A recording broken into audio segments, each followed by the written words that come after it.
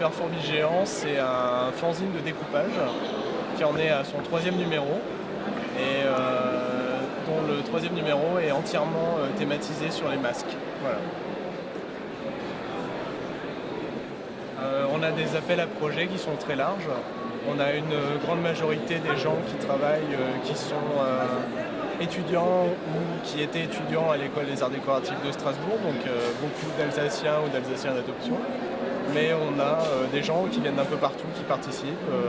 La dernière fois, on était très contents d'avoir une Belge qui participait au fanzine. Il y a des gens qui reviennent régulièrement et il y a des gens qui vont ponctuellement proposer quelque chose et qu'on ne va pas revoir forcément au numéro suivant.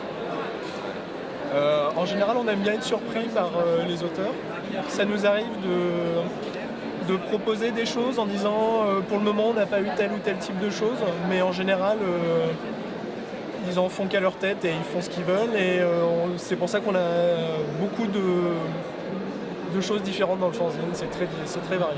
On n'a pas vraiment de plan d'évolution, c'est plutôt en fonction de nos envies du moment et là on a l'impression d'avoir pas fait le tour mais d'avoir bien creusé le côté tout public, le côté enfant.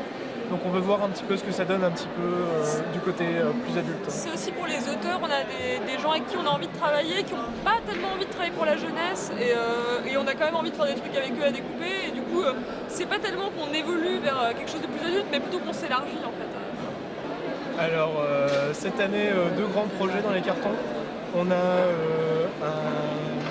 un numéro spécial de Pantin qui sera imprimé normalement en ton direct, en 3 passages de couleurs, et qui se présentera sous forme d'une pochette. Et on va avoir un numéro spécial du fanzine qui sera réservé aux adultes. Voilà. Ce qui est bien avec la micro-édition, c'est que c'est des éditions où on choisit vraiment tout ce qu'on fait en fait.